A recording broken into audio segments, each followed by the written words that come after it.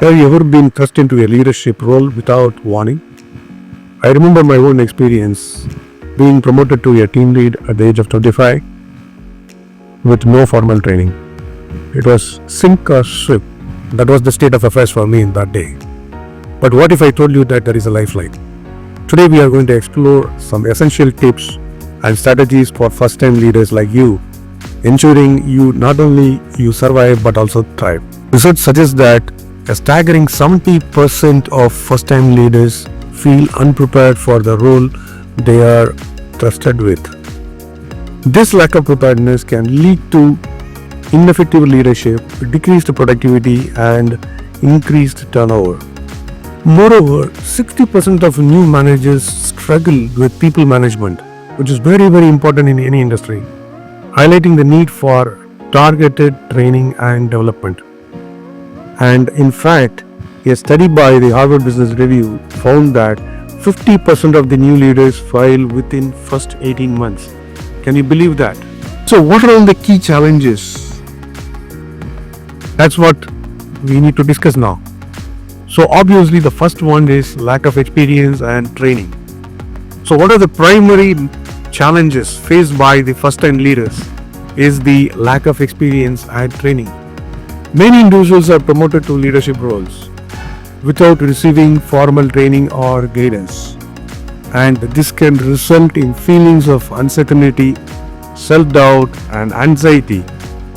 Additionally, there are first-time leaders who are struggling to develop effective leadership styles because they don't know how to develop their own. They don't know how to build trust with team members, because team members are a combination of different set of people, different culture, different style of working. They lack experience in managing conflicting priorities. They lack experience in making informed decisions because they don't know how to take a decision, because they have never been exposed to decisions. So decision making is quite a lot of challenging situation for any first-time leaders. The key challenge here is managing former peers. The moment you are promoted from this role to the next role, all your peers at that stage before promotion are now becoming subordinate for you. So they become former peers, right? So managing former peers is another significant challenge. First-time leaders obviously must navigate these complex relationships because all along they are your peers, your colleagues, your friends. But now you are becoming a lead, you become a manager, it's not about them. So this requires establishing boundaries and where to keep your information, your confidential information for that role, and how you have a friendship with others, what you can share with others. All those things need to be trained, and despite all that, you need to maintain professionalism. That is paramount. Otherwise, you will be taken for a ride in your work. So this requires a delicate balance between being approachable and authoritative. This is where the main difference comes. So there are quite a few considerations you need to remember. Managing your former peers is definitely a challenge. So you need to redefine your relationships. You can't be working in the past to get your new things. So you need to redefine that. You need to manage your expectations very clearly, because all along they have been friends or your peers. They may think that you will share quite a lot of information, or the way you approach them as their peers is now quite different. So you need to manage the expectations by properly putting the boundaries. And very importantly, as a group, as a peer, you may like somebody, right? Obviously everybody has got a favoritism in that sense. So as a peer, you may have a favoritism. You may like somebody, you may not like somebody. You may align with somebody's view all along, or you may have a different view from a person always. So now, being a boss for all these people, you need to avoid criticism, avoid favoritism. You need to avoid the groupism. You need to avoid quite a lot of things with former peers, and you need to maintain confidentiality. As your role demands, you need to maintain, because that is statutory in that sense, part of your role which you are supposed to comply with. The essential skills what you should have as a first-time leader is how to communicate and listen. Effective communication is critical for first-time leaders, and this includes active listening. Remember, active listening. Communication does not mean that you need to talk always. You need to listen. Most of the times, I would prefer so. Clear messaging, and you need to give as well as take regular feedback. So leaders must be also able to articulate their vision and goals.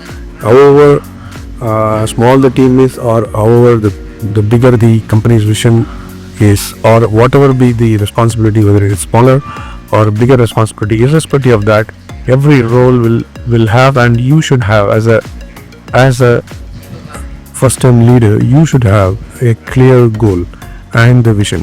So you need to articulate to your team members as appropriate and as frequent as possible. Provide criticism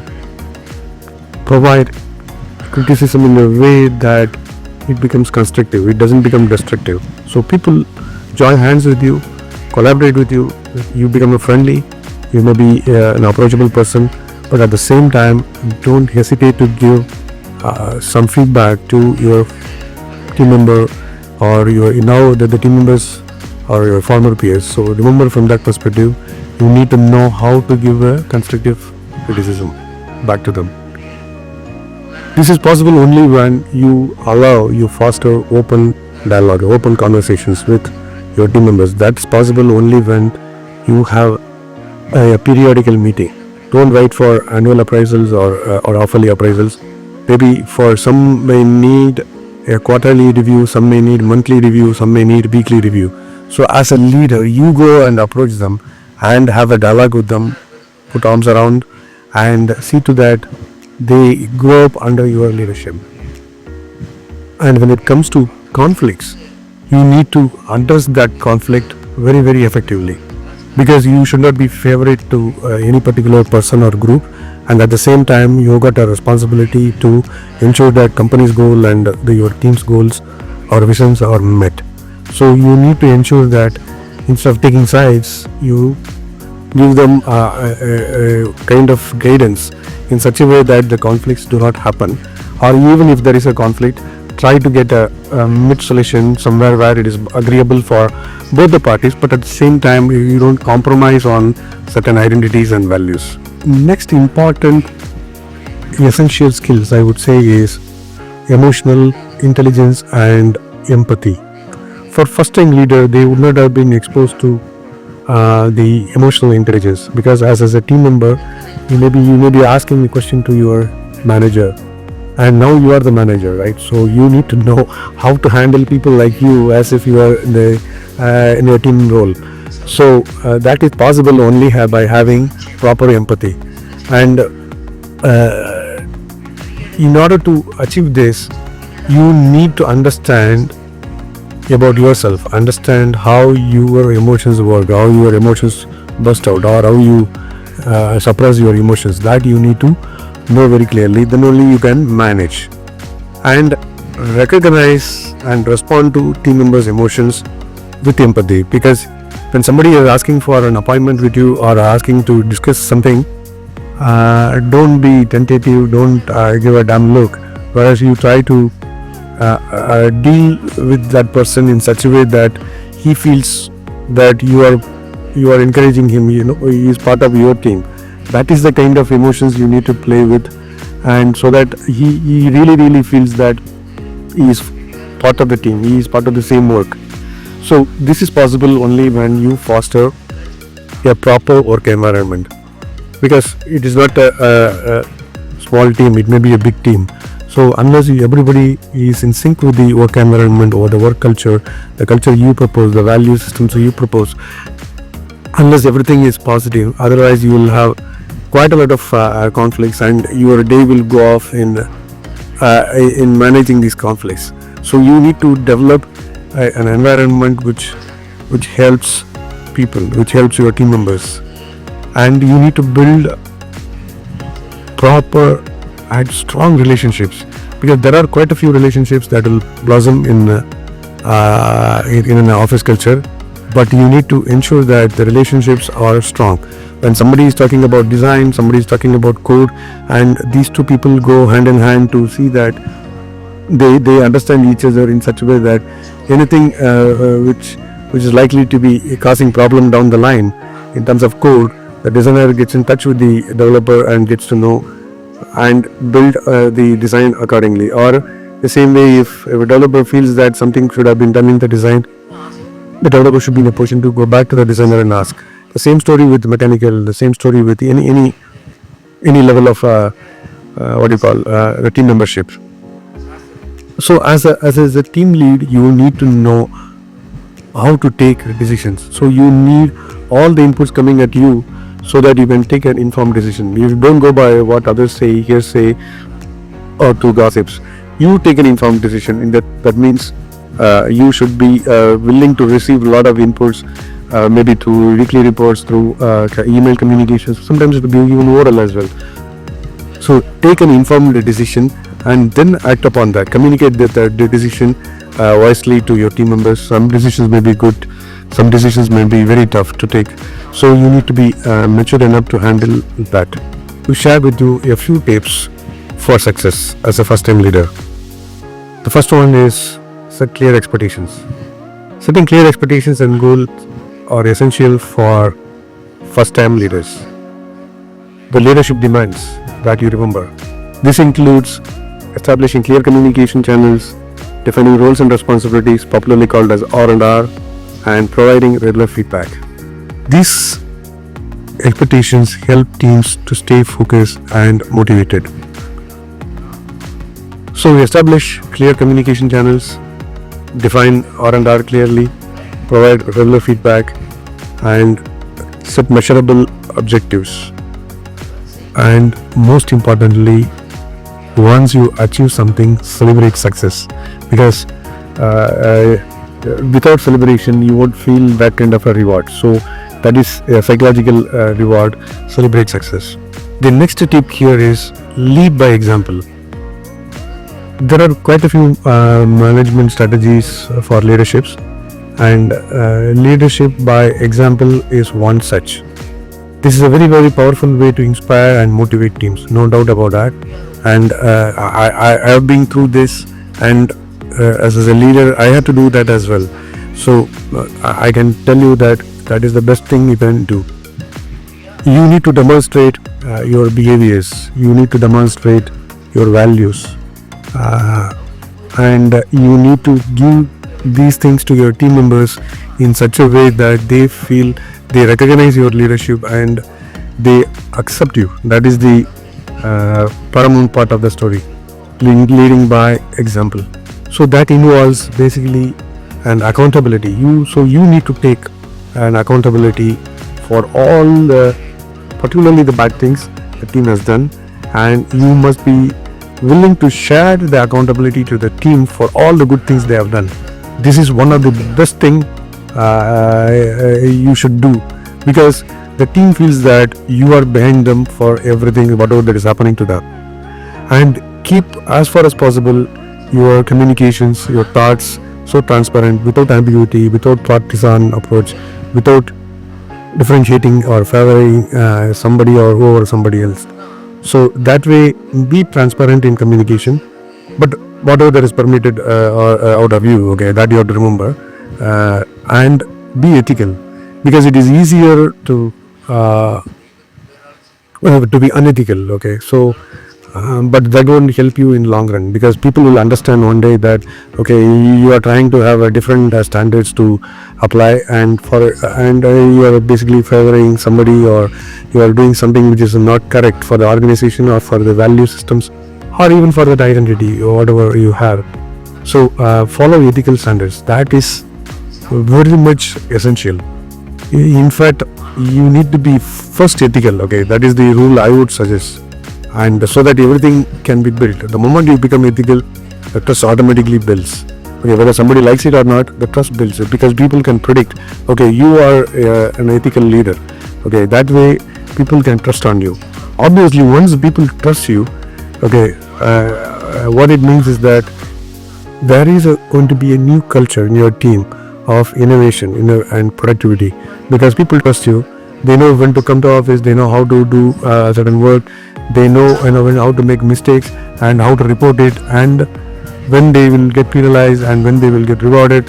Everything is very clear. So in that case, the culture, the ambience you are trying to create to your team will foster a culture of innovation. That I'm pretty sure. And always allow your team members to learn. There is a problem in the industry that once I become somebody, I will ensure that people don't, others particularly, I won't allow other people to learn, because I feel threatened, because that guy, when he learns, he is going to compete with me. That is not ethical, that is not correct, that is not the way you should be doing. You allow people to learn and debate, discuss with you, share the thoughts with you. So that will help you to develop a kind of relationship between you and your team members, that you are trying to help them, you are trying to lift them up, like how you moved from one level to other level, you are there. Because if you don't move up, how can they move up? So that you have to remember. So you need to move up, and in the process you have to also lift them up, and you have to lift every team member up. That is unsaid rule rather, unwritten rule rather, and you should do that. Maintaining professionalism is an important task, and particularly when you are going to deal with your former peers. So maintain professionalism will improve avoiding unnecessary socializing during work hours. So that means your productivity is going to improve. You will try to maintain confidentiality, and obviously there will be lot of discussions going on. The moment you try to be confidential, people start gossiping. So you need to ensure that all these gossips are cut off, or don't allow such gossips to happen. So that is possible only if you have set certain clear expectations to each of the team members there in your team, and people will respect you only if you are professional. Otherwise, people will take you for granted and they won't give you any respect whatsoever, and not only your leadership sinks and the whole team sinks. So that you have to remember. The other important tip I want to give you here is you need to build trust. The moment you build trust and credibility, the whole paradigm changes. The way you work with your team, the way the team behaves with you completely changes. For that, you need to demonstrate your expertise. Otherwise, people will think that you have come to that position by hook or crook. And I have seen many people across different industries that they move up the ladder because there is somebody who is helping them to move up the ladder. That's it. There is no expertise involved, quite unfortunately. Okay, and people just move because I like someone, so I'm just lifting up. Or I, as a group, have worked well with this set of team members, so wherever I go, I take them along. I mean, that may help you to get into a job, but you can never ever build your own career. Okay, so that you need to remember. So demonstrating your expertise involves, first you need to showcase your knowledge and skills. Second, you need to share experience with your team members, and you need to guide them when they are in trouble, when they are in good situation, or when they are facing certain uncertainties. That expertise, that knowledge, that skill is going to help them, and you need to direct your energy towards providing guidance to your team members. And you must be willing to support. The moment you know and you get into shelf, then is of absolutely no use. But the moment you know and you are ready to support by offering your services or your help or your knowledge to your team members, that's what I'm trying to do that with you through this channel, through this video, and this one, including this one. So help them to grow up, help them to learn, help them to be like the one you are today, or you are going to be in the future. So these are all the skills you need to share with your team members, and that is possible only if you don't enact a trauma. You don't deliberately build up your story to show that I'm interested, I'm doing it for you, I have done this before, so I'm doing this. Don't build any drama around. Okay, so show your genuine interest with your team. This involves understanding the individual's strengths and weakness. Okay, maybe you can have a SWOT for each team members. Recognizing their goals and their aspirations, see how you can align them to your team's or company's visions and goals, and provide them opportunities for growth, for both in terms of job, that is for this, and in terms of career for a lifelong, and offer a good amount of support and just encourage, reward them for every small successes your team members are doing. So encourage them and reward them. There's another leadership style called transformational leaderships. This involves inspiring and motivating teams. So you need to inspire and you need to help foster innovation. Instead of you taking all the decisions, you empower your teams to take decisions, to stick around and with whatever they have decided, and take them along that route, and develop team members to that level of leadership style. Obviously, as a transformational leader, you need to encourage your team members to continuously learn. The next leadership style I want to just drop you here is something called servant leadership, which means that whatever team says, you will basically agree to do in that sense. In a nutshell, I'm saying. So you prioritize what the team needs and you empower the team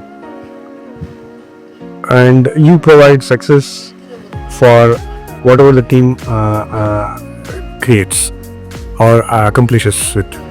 So basically, you as a leader, you will do whatever the team wants. That in essence is as a servant leadership. There are a lot of things going on in these types of leaderships, but that depends on you as a personality, how you are, what you are, and the team composition. And also the servant leadership is also picking up, but very, very difficult to, at least from my viewpoint, very difficult because whatever you say I'll do because I have the authority, but I do not know what to do. So people who have come to that level without having the expertise and knowledge and the skills can simply follow servant leadership, and in that case there is a conflict, there is a problem, because you can't be doing that forever. So you need to also tell them something back. For that you need to have certain expertise and experience and skills, and if you don't know, then servant leadership will be may not be doing good for you.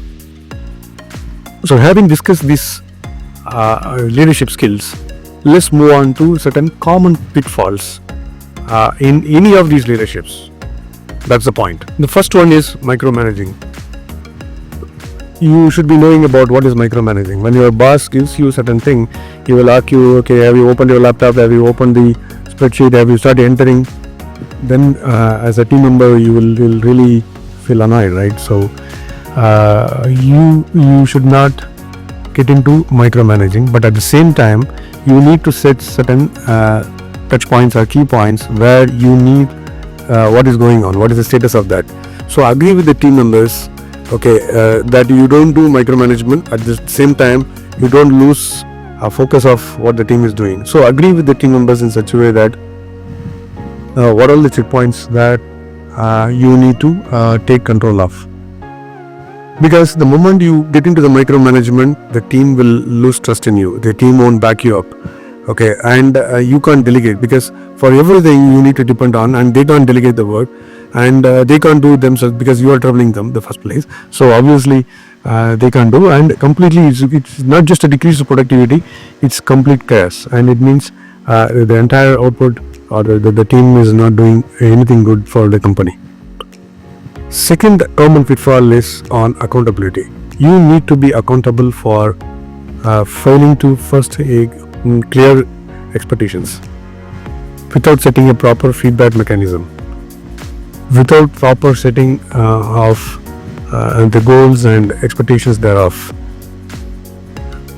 If you are not taking accountability for addressing conflicts, then it will burst. Then there will be a lot of attritions and unwanted discussions and productivity loss. And most importantly, you need to be accountable for your team's motivation as such, or team members' motivation. So any decrease in motivation, you must be willing to observe and do that. So in conclusion, first-time leadership requires navigating unique challenges. By developing essential skills, tips and strategies, you will thrive in your new role. Remember, leadership is not a destination, it is a journey.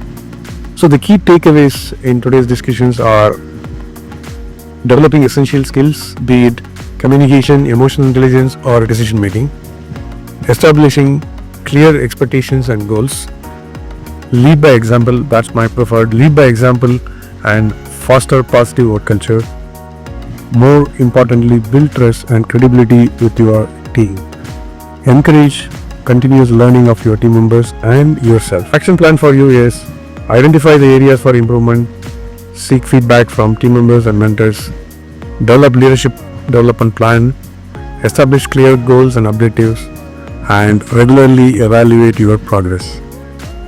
So leadership is not just about titles, positions or flowcharts. It is about one life influencing another.